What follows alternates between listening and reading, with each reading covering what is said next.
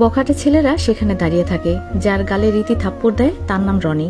রনির আশেপাশে থাকা অন্য ছেলেরা বলতে থাকে, বস আপনার গায়ে হাত দিল, মেয়েটার সাহস কত বড় দেখছেন। মন্ত্রী মেহরাব চৌধুরীর লোকের গায়ে হাত দেওয়ার সাহস করেছে এই মেয়ে। মেহরাব ভাইকে বিষয়টা জানাতে হবে, উনি এই মেয়েকে দেখে নেবে। রনি রীতি যাওয়ার রাস্তার দিকে তাকিয়ে দেখতে থাকে আর বলে, না, মেহরাব ভাইকে এ বিষয়ে জানানো যাবে না, কারণ সে যদি জানে আমরা কোনো মেয়েকে বিরক্ত করেছি তাহলে আরো রাগ হবে আমাদের উপর। মেহরাব ভাই মেয়েদের অনেক সম্মান করে, তাই এই বিষয়টা জানালে উনি আমাদের দল থেকে বের করে দেবেন। তবে এই মেয়েকে আমি দেখে নেব, ওকে শায়েস্তা কিভাবে করতে হয় সেটা আমার জানা আছে, আমি নিজেই ওর জন্য যথেষ্ট। রনি এই কথাটা বলে বাইক স্টার্ট করে দেয়। মেহরাবের দলের লোকেরা এমন অনেক অন্যায় কাজ করে যেটা মেহরাব জানে না, আর সব বিষয়ে খেয়াল রাখাও সম্ভব হয় না। রীতি বাড়ি পৌঁছে যায়, ঘরের ভেতরে ঢুকে দেখে জামিল সাহেব বসে রয়েছে আর সাথে ওনার পুরো পরিবার। রীতি এটা দেখে খুশি হয়ে যায় আর বলে, আরে আঙ্কেল আন্টি, তোমরা কখন আসলে? আম্মু না আমাকে বলেছে আব্বুর বন্ধু আসবে, তাহলে তোমরা? রীতির কথা শেষ হওয়ার মাঝে তুলি এসে রীতিকে জড়িয়ে ধরে আর বলে, কারণ আমি আন্টিকে বলেছি তোকে মিথ্যা কথা বলার জন্য, তোকে সারপ্রাইজ দিতে চেয়েছি, সত্যি বলে দিলে তো সারপ্রাইজটা থাকতো না, তাই না? তুলিকে দেখে রীতি নিজের খুশি আটকাতে পারছে না।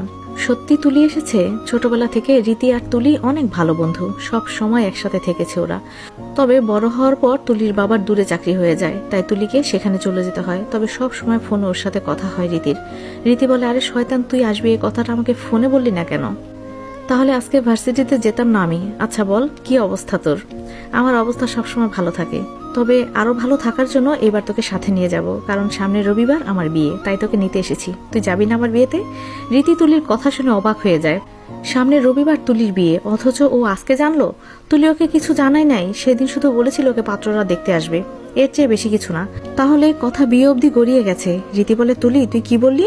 তোর বিয়ে রবিবারে, আর সেই কথা তুই আজকে বললি আমাকে? সেদিন না তোকে পাত্ররা দেখতে এসেছিল? তাহলে হঠাৎ করে বিয়ে কি করে ঠিক হয়ে গেল বল? রীতির কথা শুনে ওর বাবা জামিল সাহেব উত্তর দেয়, আরে রীতিমা, তোমাকে কি বলবো, হঠাৎ করে বিয়ে ঠিক হয়ে গেছে। পাত্ররা দেখতে এসে বলে ওদের তুলিকে পছন্দ হয়েছে, তারা কাবিন করতে চায়। আমি আর কি বলবো, রাজি হয়ে গেলাম। পাত্র বিদেশে থাকে, আমেরিকাতে, সেখানে চলে যাবে কিছুদিনের মধ্যে, তাই বিয়েটা তাড়াতাড়ি করাতে চাই। কি বলেন আঙ্কেল? তাহলে তো তুলিও চলে যাবে বিদেশে। না, তুলিকে এখন নিয়ে যাবে না, ভবিষ্যতে হয়তো তুলিরও বিদেশ থাকতে হতে পারে। রীতির মন খারাপ হয়ে যায়, কারণ তুলি বিদেশ চলে যাবে। শুধু তুলিই ছিল যার সাথে রীতি নিজের মনের কথা শেয়ার করত। রীতির মন খারাপ দেখে তুলি বলে, আরে আমি এখন যাচ্ছি না, পরে যাব। আচ্ছা চল, এখন তোর রুমে যাই, অনেক কথা রয়েছে, কতদিন পর তোর সাথে দেখা হলো, চল। রীতি আর তুলি নিজেদের রুমে চলে যায়। তুলি একটু বেডে বসে, রীতি ওয়াশরুম থেকে ফ্রেশ হয়ে আসে। জামশেদ আর জাহিল সাহেব বেশ ভালো আড্ডা দিতে থাকে। জামশেদ বলে, জামিল তুমি অনেক লাকি, তুলি তোমার একমাত্র মেয়ে, তাকে তুমি নিজ হাতে বিয়ে দিয়ে নিজেকে চিন্তামুক্ত করতে পারবে। মেয়েকে নিজ হাতে বিয়ে দিয়ে তার সুখের সংসার দেখা কতজন বাবার ভাগ্যে থাকে বলো? জামশেদ তার শেষের কথাটা একটু ধীরে বলল, আর সেদিনের ঘটনার কথা মনে পড়ে যায়। আজকে যদি রীতির বিয়েটা ভালো করে হয়ে যেত তাহলে উনি দুই মেয়ের সুখের সংসার দেখে যেতে পারতেন, কিন্তু সব সুখ কপালে সহ্য হয় না। জামশেদের কথা শুনে জামান বলে, দেখেন ভাইজান, জন্ম মৃত্যু বিয়ে এই সব ওপরওয়ালা ঠিক করে, তবে তুলির জন্য ভালো একটা ছেলে পেয়েছি, তাই রাজি হয়ে গেছি।